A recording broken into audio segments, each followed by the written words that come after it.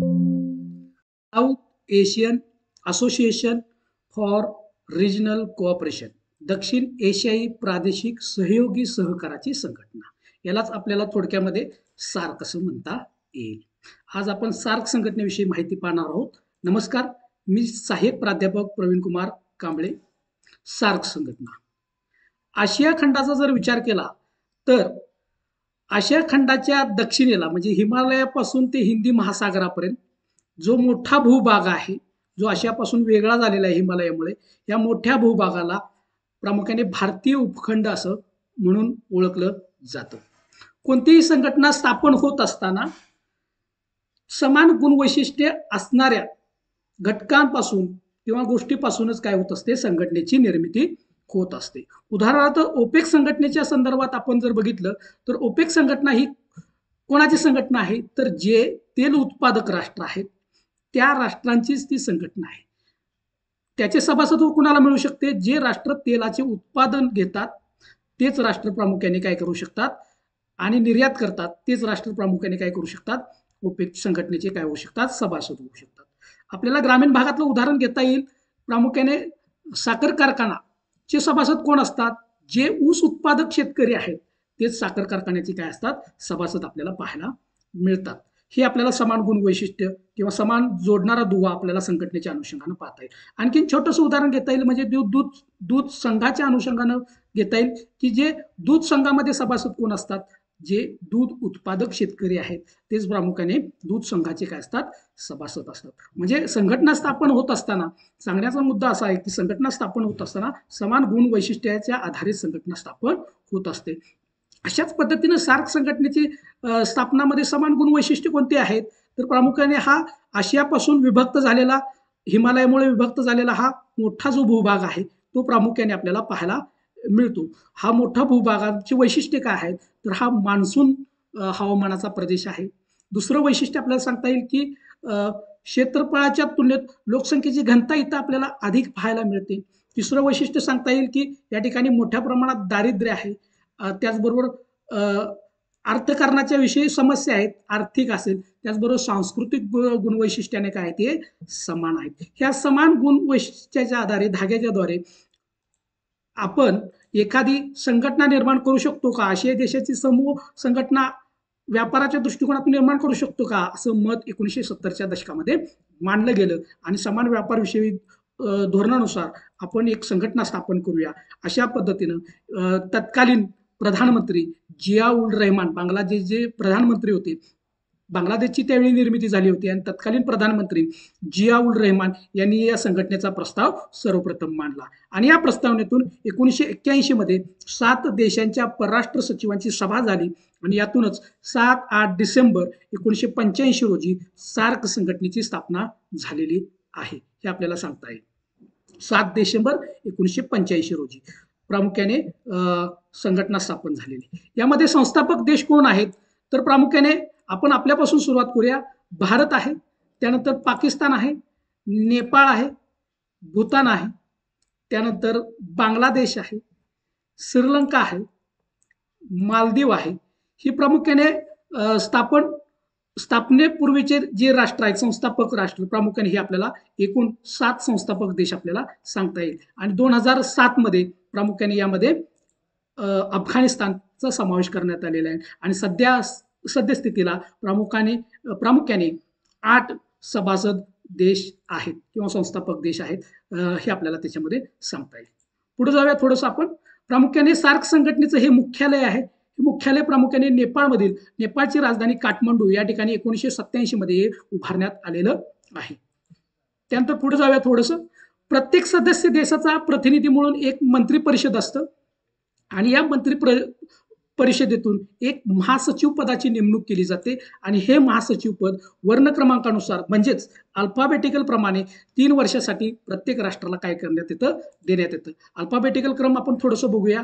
अफगाणिस्तान आहे, त्यानंतर बांगलादेश, त्यानंतर भूतान, भारत, मालदीव, नेपाळ, पाकिस्तान आणि श्रीलंका या अल्फाबेटिकल क्रमांकानुसार महासचिव पद 3 वर्षासाठी देण्यात येतं. एक प्रत्येक देशाचा एक प्रतिनिधी म्हणून एक मंत्री परिषद आणि या मंत्री परिषदेतून महासचिवाची नेमणूक आणि त्यानंतर वर्ण क्रमांकानुसार किंवा अल्फाबेटिकल क्रमांकानुसार काय केलं जातं, महासचिव पद देण्यात येतं. त्यानंतर सार्क संघटना या संघटनेच्या निरीक्षकाची भूमिका म्हणून प्रामुख्याने संयुक्त संस्थाने आणि दक्षिण कोरिया यांनी निरीक्षक होण्याची काय केली, सार्क संघटनेकडे प्रस्ताव पाठवला आणि तो 2006 मध्ये हा प्रस्तावाला मान्यता देण्यात आली आणि आज तागायत सार्क संघटनेचे निरीक्षक म्हणून किंवा ऑब्झर्व्हर म्हणून 9 राष्ट्र काय करत आहेत, काम पाहत आहेत. यामध्ये प्रामुख्याने ऑस्ट्रेलिया आहे, त्यानंतर जपान आहे, दक्षिण कोरिया आहे, चीन आहे, त्यानंतर म्यानमार, इराण आहे, त्याचबरोबर युरोपियन संघ आहे आणि संयुक्त संस्थाने आणि मॉरिशस हे 9 राष्ट्र प्रामुख्याने काय करतात, सार्क संघटनेचे निरीक्षक म्हणून काम पाहत आहेत. सार्क संघटनेच्या सनदेमधील प्रमुख उद्दिष्ट कोणतं आहे, तर पहिलं उद्दिष्ट आपल्याला मांडता येईल ते म्हणजे दक्षिण आशियाई लोकांचे कल्याण व जीवनमान उंचवण्यासाठी प्रोत्साहन करणे. हे पहिलं सनदेमधील पहिलं उद्दिष्ट आहे. दुसरं उद्दिष्ट सांगता येईल आपल्याला वैयक्तिकदृष्ट्या लोकांना आत्मसन्मानाने व पूर्ण क्षमतेने जगण्याची संधी देऊन आर्थिक, सामाजिक आणि सांस्कृतिक विकास करणे हे दुसरं उद्दिष्ट आपल्याला मांडता येईल. तिसरं उद्दिष्ट म्हणजे दक्षिण आशियाई देशांना आत्मनिर्भर बनवण्यासाठी प्रोत्साहन देणे. चौथं उद्दिष्ट आपल्याला सांगता येईल आर्थिक, सामाजिक, सांस्कृतिक त्याचबरोबर तांत्रिक आणि विज्ञान क्षेत्रामध्ये सहकार्य आणि संबंध प्रस्थापित करणे. पाचवं वैशिष्ट्य सांगता येईल आपल्याला विकसनशील देशाबरोबर सहकार्य वाढवणे आणि 6वं प्रादेशिक शांतता वाढीस लावणे. ही प्रामुख्याने सनदेमधील प्रमुख उद्दिष्ट आपल्याला सार्क संघटनेची मांडता येतील. 1985च्या कोलंबो सभेमध्ये प्रादेशिक सहकाराची 5 प्रमुख क्षेत्र ठरवण्यात आली. ती सहकाराची 5 प्रमुख क्षेत्र पुढील प्रमाणे, पहिलं आहे कृषी आणि ग्रामीण विकास, हे पहिलं क्षेत्र सहकार्याचं सांगता येईल. दुसरं आहे दूरसंचार, विज्ञान आणि तंत्रज्ञानाच्या अनुषंगाने सहकार्य करणे, हवामानाच्या अनुषंगाने सहकार्य करणे, हवामानाच्या ज्या काही समस्या असतील त्या अनुषंगाने काय करणे, एकमेकास सहकार्य करणे, त्याबरोबर आरोग्य आणि लोकसंख्याविषयी सहकार्य करणे आणि शेवटचा 5वा घटक तो म्हणजे मानव संसाधन विकास करणे. पुढे जाऊया थोडंसं. सार्क शिखर परिषद दरवर्षी प्रामुख्याने सार्क शिखर परिषद प्रामुख्याने घेतली जाते. त्यामध्ये 7-8 डिसेंबर 1985 रोजी सर्वप्रथम बांगलादेशची राजधानी ढाका या ठिकाणी याचे प्रमुख ऑथर रहमान खान हे प्रामुख्याने आपल्याला यामध्ये प्रमुख पदावरती होते. त्यानंतर 16-17 नोव्हेंबर 1986 रोजी भारतातील बेंगळूर या ठिकाणी कर्नाटकची राजधानी आहे, भारतातील कर्नाटक राज्याची राजधानी आहे, या ठिकाणी याचे प्रमुख पद राजीव गांधी यांनी सांभाळलेले होते. त्यानंतर 2 मे 1995 रोजी पुन्हा भारतामध्ये शिखर परिषद आयोजित करण्यात आली. ही शिखर परिषद प्रामुख्याने भारताची राजधानी न्यू दिल्ली या ठिकाणी घेण्यात आली होती आणि याचे प्रमुख पद त्यावेळचे तत्कालीन प्रधानमंत्री PV नरसिंहराव हे होते. त्यानंतर 3-4 एप्रिल 2007 रोजी पुन्हा भारतामध्ये न्यू दिल्ली या ठिकाणी शिखर परिषदेचं आयोजन करण्यात आलं आणि याचे प्रमुख प्रामुख्याने तत्कालीन प्रधानमंत्री डॉक्टर मनमोहन सिंग होते. आज तागायत एकूण 18 शिखर परिषदा सार्क संघटनेमार्फत घेण्यात आलेली आहे. 19वी शिखर जी परिषद आहे ती 15-16 नोव्हेंबर 2016 रोजी पाकिस्तानमध्ये घेण्यात आलेली होती, परंतु त्याचवेळी भारतातील उरी या ठिकाणी दहशतवादी हल्ला झाला होता आणि याचे दोषारोप भारताने प्रामुख्याने पाकिस्तानवर देण्यात आले आणि भारताने याच्यावर बहिष्कार टाकला आणि त्याच्याच पाठोपाठ प्रामुख्याने 1 तासानंतर या शिखर परिषदेवर प्रामुख्याने बांगलादेश असेल, त्यानंतर श्रीलंका असेल, मालदीव असेल यांनी देखील यातून काय घेतलेली होती, माघार घेण्यात आलेली होती.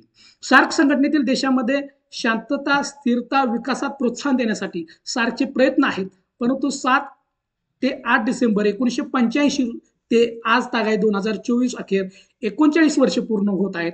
पण खऱ्या अर्थाने सार्क संघटनेचा जो उद्देश होता तो सफल झालेला आहे का, हा एक मोठा प्रश्नचिन्ह सार्क संघटनेपुढे आहे. याची काही कारणं सांगता येतील आपल्याला. पहिलं कारण सांगता येईल भारत पाकिस्तान यांच्यामधील संबंधचे थेट परिणाम सार्क संघटनेवर होतात. भारत आणि पाकिस्तानचे संबंध बघितले तर ते मैत्रीपूर्ण नाहीत, कायम वादाचे राहिलेले आहेत, हे आपल्या सर्वांना माहीत आहे. त्याचबरोबर सार्क संघटनेमध्ये व्यापाराची मोठी संधी असताना देखील यामध्ये कडक नियम आहेत आणि त्यामुळे व्यापार वृद्धीसाठी काय होत आहे, अडचण निर्माण होत आहे. त्यामुळे पहिलं आपल्याला कारण सांगता येईल ते म्हणजे भारत पाकिस्तान यांच्यामधील संबंध हे असफल होण्यामागचं प्रमुख कारण आपल्याला त्यामध्ये सांगता येईल. पुढचं कारण सांगता येईल आपल्याला वस्तूची वाहतूक एका वाहनातून होत नाही, सीमेवर हा माल अन्य वाहनामधून भरून द्यावा लागतो. ही एक त्यातली अडसर आपल्याला सांगता येईल. प्रामुख्याने लाहोर ते दिल्ली आणि दिल्ली ते काठमांडू हा जो महामार्ग आहे हा कागदावरच आहे, प्रत्यक्षात तो अस्तित्वात आपल्याला पाहायला मिळत नाही. प्रामुख्याने 2022 मध्ये ज्यावेळी अफगाणिस्तानला मदत म्हणून भारताकडून 2500 मेट्रिक टन गहू प्रामुख्याने काय करण्यात आलं होतं, निर्यात करण्यात आलं होतं. परंतु हा निर्यात करण्यासाठी पाकिस्तानने थोडीशी अडचण निर्माण केली की भारताने हा माल आपल्या सीमेपर्यंत आणून द्यावा आणि तिथून पाकिस्तान माल वाहून अफगाणिस्तानपर्यंत पोहोचवेल असा प्रस्ताव पाकिस्तानने भारताकडे पोहोचवला होता. परंतु भारताने देखील याला सहमती दिलेली नाही आणि या प्रस्तावनेला थोडासा तोडगा म्हणून अफगाणिस्ताननेच आपले मग ट्रक प्रामुख्याने भारताच्या सीमेपर्यंत पाकिस्तानमधून आणलेले आहेत आणि मग भारत व्हाया पाकिस्तान मार्गे अफगाणिस्तानला हा माल पोहोचवण्यात आलेला होता. म्हणजे वस्तूची वाहतूक ही एका वाहनातून होत नाही, ही एक मोठी अडचण ही सार्क संघटनेची आपल्याला पाहायला मिळते. 2023 मध्ये पुन्हा 20 मेट्रिक टन प्रामुख्याने गहू अफगाणिस्तानला पाठवण्यात आला होता. परंतु भारताने ह्या मार्गाचा अवलंब न करता भारताने प्रामुख्याने जलवाहतुकीच्या मार्गे मुंबई पोर्टातून प्रामुख्याने चाबहार पोर्ट जे इराणचे आहे, तो सार्क संघटनेचा सभासद नाही, परंतु या पोर्टपर्यंत हा माल पोहोचवला आणि तिथून इराण मार्गे तो अफगाणिस्तानला पोहोचवण्यात आलेला आहे. म्हणजे ही वस्तूंची वाहतूक करताना येणारी अडचण आपल्याला सार्क संघटनेमध्ये पाहायला मिळते. ही एक देखील मोठी समस्या आपल्याला सांगता येईल. त्याचबरोबर भारत आणि बांगलादेशचे संबंध किंवा नेपाळ असेल किंवा भूतान असेल यांचे संबंध थोडे मैत्रीपूर्ण आहेत, परंतु थोडंसं आता ते थोडंसं बिघडत चाललेलं आहे. कोलकाता ते ढाका आणि ढाका ते आगरतळा असा नवीन रेल्वे मार्ग प्रामुख्याने तयार करण्यात आलेला आहे आणि ह्या नवीन रेल्वे मार्गामुळे कोलकाता ते आगरतळा हे 36 तासाचं अंतर काय झालेलं आहे, कमी झालेला आहे. प्रामुख्याने कोलकाता ते बांगलादेशमधील ढाका आणि ढाकापासून ते आगरतळा हा रेल्वे मार्ग निर्माण करण्यात आलेला आहे. त्यामुळं हा थोडासा भारत आणि बांगलादेशमधील आंतरव्यापारामध्ये समस्या थोडीशी वाहतुकीची समस्या थोडीशी दूर करण्यात आलेली आहे. त्याचबरोबर भारत आणि बांगलादेशमध्ये इंडो बांगला बसची देखील वाहतुकीसाठी निर्माण करण्यात आलेली आहे. यामुळे 500 किलोमीटर म्हणजे प्रामुख्याने 1/3 अंतर देखील कमी झालेलं आहे. म्हणजे यातून वेळेची आणि पैशाची देखील बचत झालेली आहे. ही आपल्याला भारत पाकिस्तानच्या अनुषंगाने आपल्याला पाहायला मिळत नाही. त्यानंतर तिसरं कारण महत्वाचं आपल्याला सांगता येईल की भारत असा एकमेव राष्ट्र आहे की त्यांची सीमा ही इतर राष्ट्रांना काय आहे, सामायिक आहे. बाकीचे जे पाकिस्तान असेल, नेपाळ असेल, भूतान असेल, बांगलादेश असेल, श्रीलंका असेल, मालदीव असेल, ह्यांना सगळ्यांना सामायिक सीमा लाभणारा एकमेव राष्ट्र आहे ते म्हणजे भारत. आणि भारत हा भौगोलिकदृष्ट्या आर्थिकदृष्ट्या काय आहे, सक्षम राष्ट्र आहे. त्यामुळे या राष्ट्राकडून आपल्यासारख्या छोट्या राष्ट्रांवर दबाव टाकला जाईल का अशी भीती किंवा अशी शंका सातत्यानं या राष्ट्रांकडून केली जाते आणि याला खतपाणी घालण्याचं काम प्रामुख्याने चीन आणि इतर राष्ट्रांकडून घातलं जातं आणि ही देखील एक सार्क संघटनेसाठी काय मोठी अडसर आपल्याला पाहायला मिळते किंवा समस्या पाहायला मिळते. पुढे जाऊया थोडंसं. यासारख्या अनेक कारणामुळे सार्क आंतरराष्ट्रीय स्तरावर महत्वाची भूमिका बजावू शकत नाही. आशियाई विकास बँकेने असा अंदाज वर्तवलेला आहे की सार्क प्रदेशातील आंतरप्रादेशिक व्यापार सध्या 8 अब्ज ते 22 अब्ज डॉलरच्या पातळीवर आहे. दरवर्षी कृषी निर्यात 14 अब्जने वाढण्याची क्षमता सार्क संघटनेकडे आहे. एशियन डेव्हलपमेंटने असं सांगितलेलं आहे की दरवर्षी 22 अब्ज डॉलरची संभाव्य सरासरी सार्क आंतर प्रादेशिक व्यापार होऊ शकतो, परंतु दक्षिण आशियातील वास्तविक व्यापार केवळ 8 अब्ज डॉलरच्या आसपास आहे हे आपल्याला सांगता येईल. भूमिका बजावण्यासाठी सार्क संघटनेच्या उद्दिष्ट पूर्ततेसाठी भारत देशानंच पुढाकार घेतला पाहिजे, कारण की भौगोलिकदृष्ट्या भारताकडेच नेतृत्व जातं. त्यामुळं भारत देशाने याचा पुढाकार घेऊन आणि आपले सार्क संघटनेचे स्थान आशियाई देशांमध्ये काय केलं पाहिजे, निर्माण केलं पाहिजे. धन्यवाद. व्हिडिओ आवडला असेल तर लाईक करा, शेअर करा, सबस्क्राईब करा.